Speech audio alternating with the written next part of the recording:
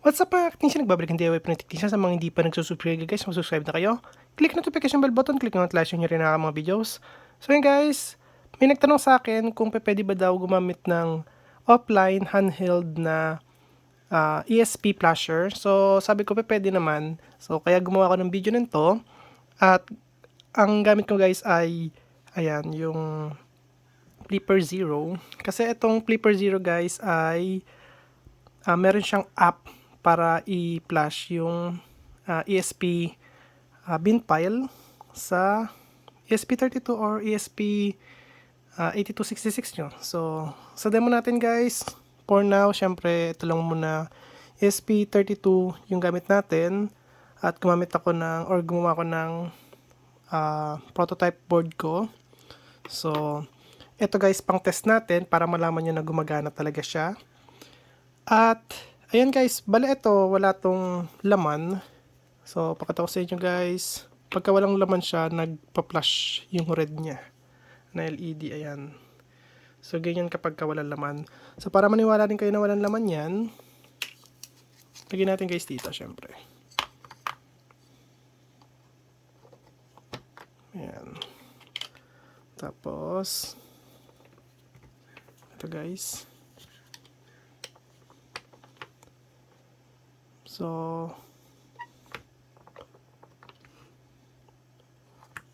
wait lang.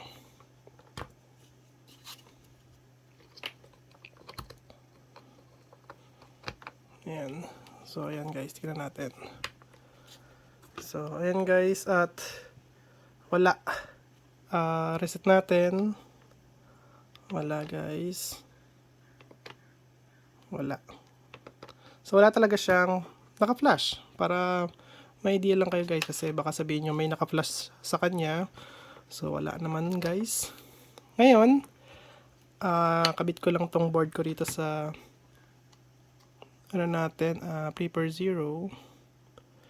So, ayan. So, may mga budget dyan guys. Kung gusto nyo mag-flash ng ganito, handheld na lang. Ito kasi guys, yung Flipper Zero ay may kamahalan. Okay? So, mas maganda kung kaya nyo guys bumili, mas okay kasi ito guys kung para sa akin. So, hindi ko na kailangan ng computer, hindi ko na kailangan magdala ng diba, laptop yan. So, lagay lang natin yan dyan. So, makita nyo guys. Ayan. So, nagpa-flash pa rin siya kasi nga wala siyang bin file. So, ngayon guys, punta tayo dito sa my apps, GPIO, ESP flasher. Ayan guys. Tapos, flash ESP. So, dito guys, gamit ko is, ayan, yung S3. So, ESP32 na S3 to. So, pindutin natin to. So, ayan. Tapos, yung bootloader natin ay, ito na muna guys. Yung Wi-Fi 5 soft na version 4.4. Although, marami akong bin file dyan guys. Ayan. So, 1Pi, AdoPi, PisoPi, KittyPi. Marami yan guys. Basta may mga bin file pang ESP32 at saka ESP8266.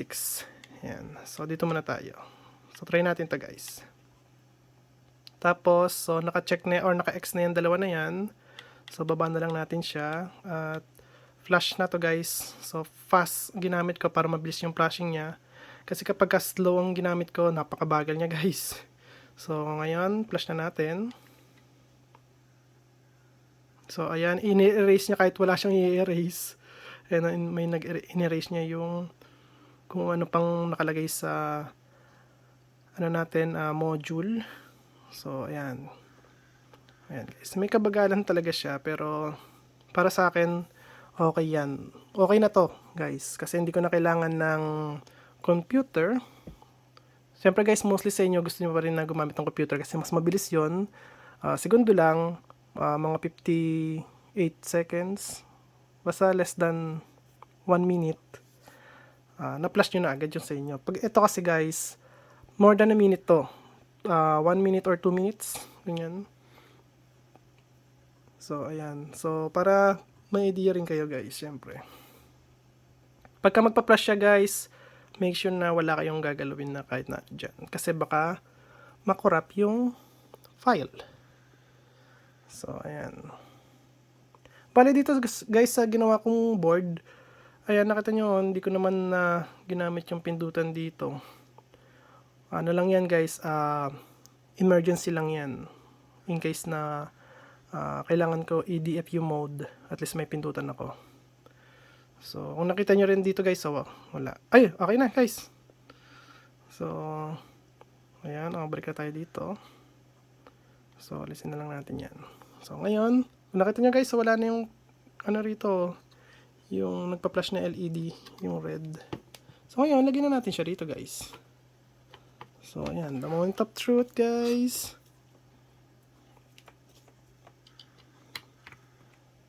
Ayan, at reset natin. Yun! Yun, diba guys? Siya nga pala guys, nung last video ko, may nagtanong, nung inayos ko daw tong, ano nito, I2C, bakit daw hindi umiilaw? So, ito yung inayos ko guys, para may niwala kayo. So, ayan yung inayos natin dati. So, ito yun guys, so, pagka minsan di nailaw, ayan. Minsan loose contact to. Ayan. So, ayan, at least, gumagana siya guys, oh. Diba? So, para maniwala talaga kayo na gumagana siya, so, tignan natin yung version nito. Ayan, version 4.4 yan. So, alisin ulit natin to. Balik ulit natin guys dito. Tapos, mag-flash tayo ng ibang version. So, select natin to.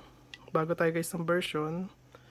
Version, ano tayo guys? Pinakamababang version. Ito. So, baba lang natin to. Pass. Pass yung flash niya guys. Ayan guys, in-erase niya. Ayan na. In-erase niya yung naka-flash. At magpa-flash ulit siya.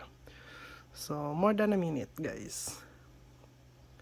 So, ayan siya. So, kung nagtatanungin niyo ako kung pwede ako gumamit ng ibang I2C guys, pwede. Ito, gamitin natin itong blue. Ayan. So, ayan lang siya guys.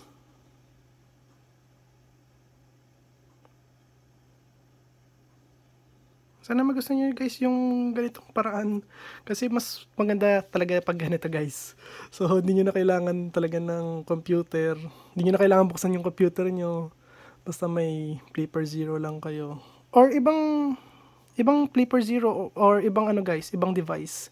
So, may nabibili kasi nun na pang flash. Ayan. Handheld kasi siya guys. Handheld SP flasher. Ayan. Offline flasher. So, ayan siya guys. So, malapit na. Konti na lang.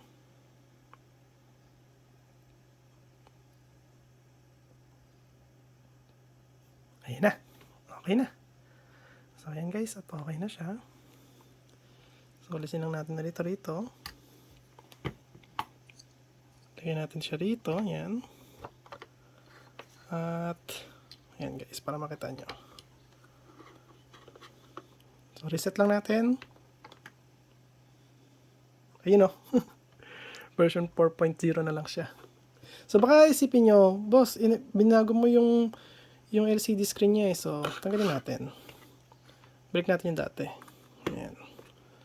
Reset ulit natin. O, ayan guys. Okay? So, nagpa-flash siya ng kahit na anong bin file. So, ayan. So, talagang hindi ko kayo guys dadayain. Kung gusto nyo malaman yung ganito, kung meron ba talagang ganito, meron, syempre. Oh, baguhin natin. Flash tayo ng iba. Pang firmware. Oh. So, balik tayo sa bootloader. Lagyan natin 1Pi. Yung pinaka mataas na ano ng 1Pi version.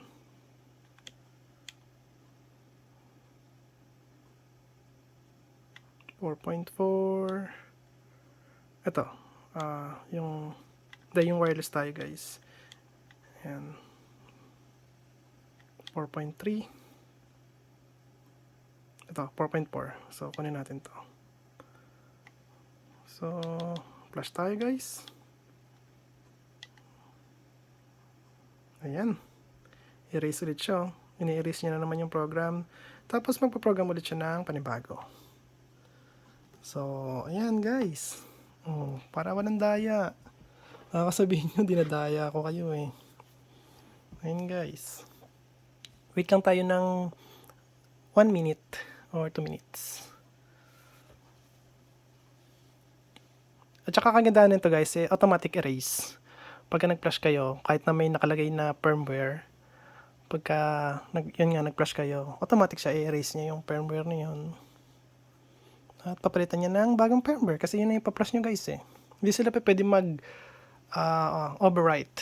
So, tinatanggal niya yung bin file, old bin file, tapos ikakabit niya yun, ikakabit tuloy. Ipapasok niya naman yung bagong bin file na gusto mong ilagay. So, ayan, wait lang tayo ng konti guys.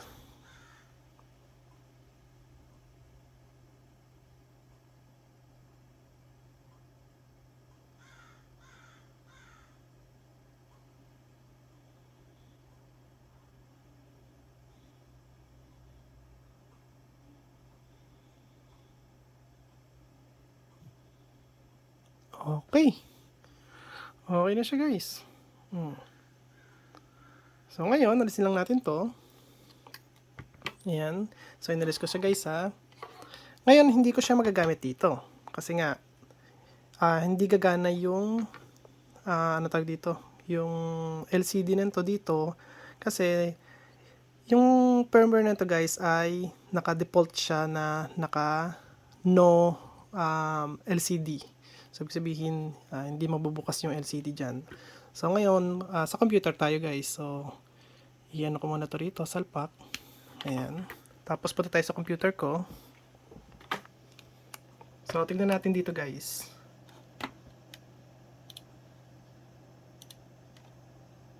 Ayun lumabas agad So, connect tayo guys. Para may idea kayo na talagang nakakonect yan. Diba? Pasok agad. Wait lang guys Kasi yung ano niyan, wait lang. Yung pinaka ano niya, ano ba yung pinaka ano nito? Nakalimutan ko yung ano nito eh. Wait lang. Pero guys, pasok na yan pagka ganyan. Hindi ko lang may papakita sa inyo na nakalimutan ko yung nakalagay dito na ano eh. Browser. Wait lang, tanggalin ko yung ano ko, LAN. Tingnan ko yung LAN port ko. Kasi nag-automatic siya, nagkakaroon siya ng ano eh. Yan, wala na akong LAN. At kukunik ulit tayo guys. Diba? Ayan At kung nakikita nyo, version 4.4. Okay? So, ang ano lang naman dyan, ayan admin lang naman yan. At ayan siya guys. So, about, ayan guys.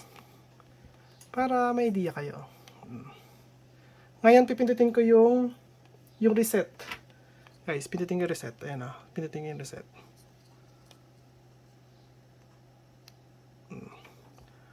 Wala na yan. Wala na. Naglo-loading na lang siya. Balik na ulit siya sa dati. Diba? So, pagka inalis ko to, alisin ko guys alisin ko. Ayan inalis ko na siya. Tapos ilo-load ko yan, i-reload ko.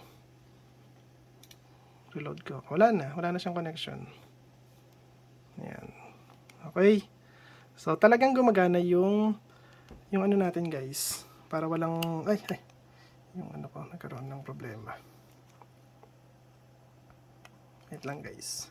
Stabilizer ko nagkaroon ng problema, pero ito na tayo. Kasi ang aking stabilizer ay hindi okay. Bigla siyang huminto. So, ayan. At kung nakita nyo guys, talagang gumagana na siya. Okay. So, hindi ko na guys papakita sa inyo yung sa ESP82, 86, 82, ESP8266. Hindi ko na guys papakita sa inyo yun kasi, ayan, pero nakita ko naman sa inyo na gumagana talaga siya. So, gagawa tayo ng custom board nito para pwedeng mag-flash ng ganito. So, hindi lang naman guys to para sa sa piso wifi guys. Kasi itong ang tag dito, itong Flipper Zero guys ay hindi lang pang piso wifi or hindi lang pang benda to. So, everything to guys, pang everything. Ayan, marami siyang pwedeng gamitin. Okay? So, ang dami niyang pwedeng gawin. Ayan. So, isa na doon yung pag-flash ng bin file from Flipper Zero to ESP. Ayan. ESP32. So, ayan guys. At kung nagustuhan niyo ang video ko, huwag na mag-like, share, subscribe. Click the notification button. Click nyo guys. Bye. Peace.